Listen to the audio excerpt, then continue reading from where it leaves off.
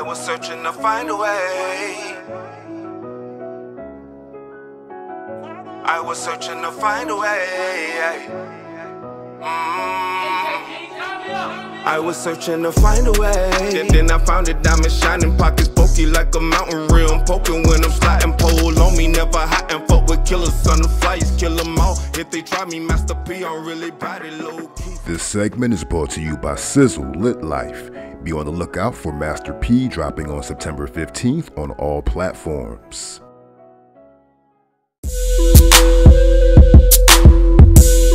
Streets gotta eat. Streets gotta eat. Streets gotta eat.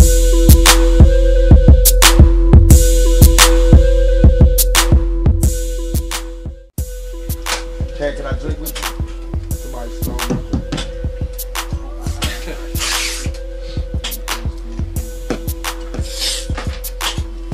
Ready? Yeah. Y'all ready? No.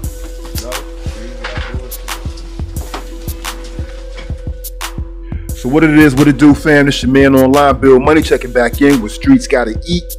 Another story for you this Sunday afternoon. And this is concerning the legend that we know as Tupac Amaru Shakur. We're approaching the 25th anniversary of his death.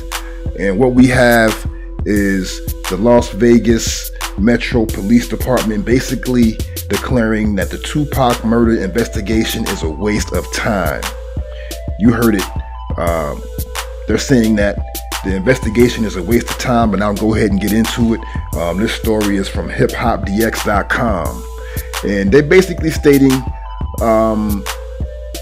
you know the facts. Tupac was shot at a Las Vegas intersection on September 7th, 1996, and he later died at the University Medical Center in Southern Nevada 6 days later. And we all know the murder remains officially unsolved, despite numerous theories pointing to the late Orlando Anderson as the trigger man. There have been countless articles, there have been numerous documentaries, all have explored the topic, but they've never led to an arrest. And as the 25th anniversary of Tupac's death inches closer, the Sun is reporting that police intentionally decided not to investigate the murder further, even though Anderson's uncle Duane Keefe D. Davis confessed to being an accomplice in his Compton Street Legend memoir. Now, we have sources connected to the Las Vegas Metro Police claiming that detectives opted not to question him due to his 2018 cancer diagnosis and considered it a waste of time. So yeah, they heard that he was diagnosed with cancer and decided, hey, let's not bother him. Let's let him live the rest of his life in peace.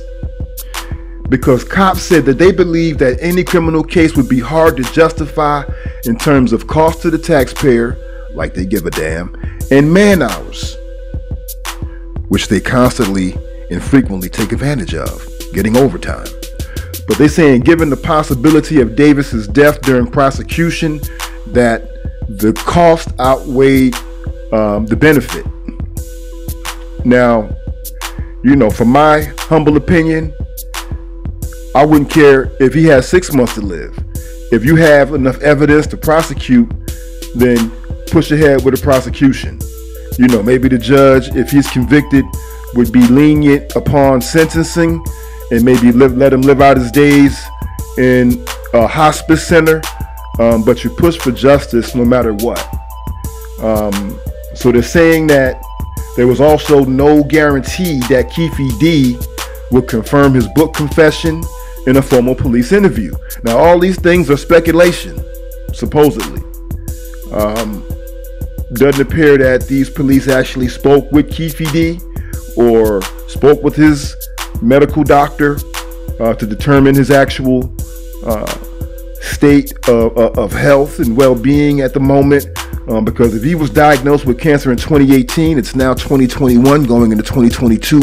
And Keefe D, just by looking at him, I can't say the state of his health, but he's making the rounds on social media, and he's very talkative, seemingly very energetic.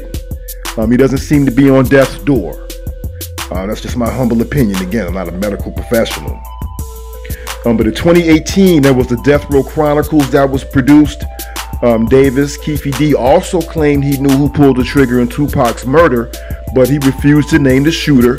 He claimed that doing so would violate the code of the streets, despite, again, his confessions in Compton Street Legend, which is the book that he's selling.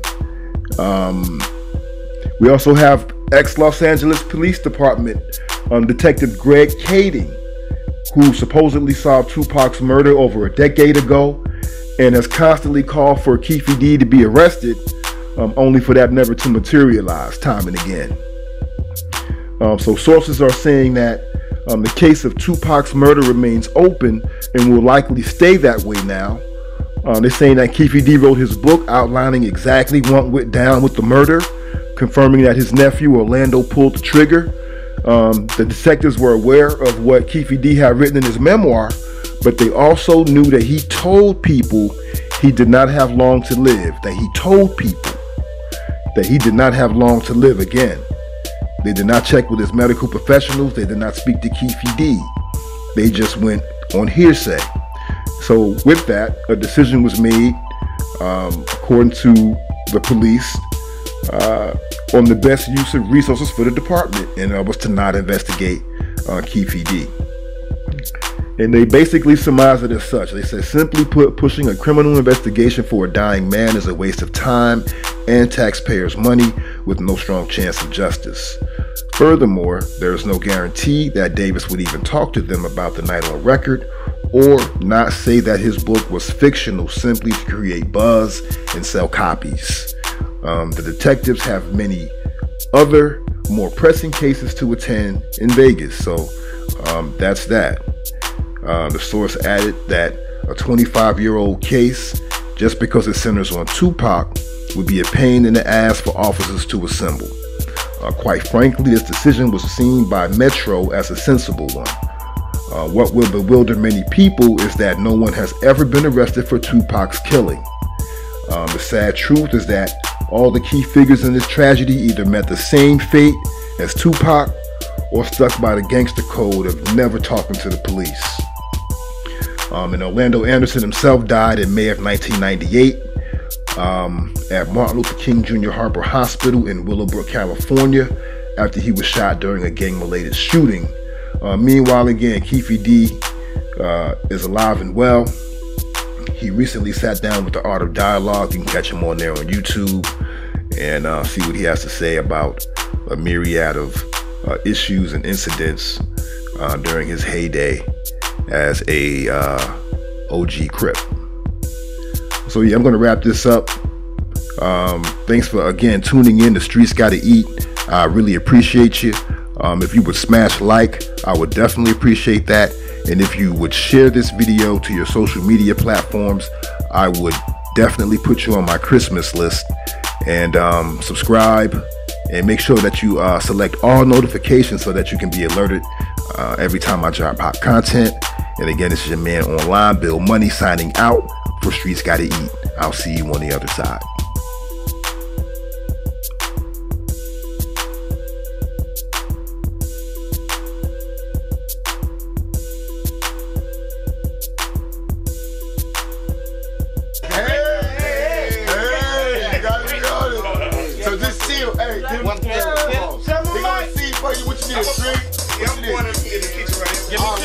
I'm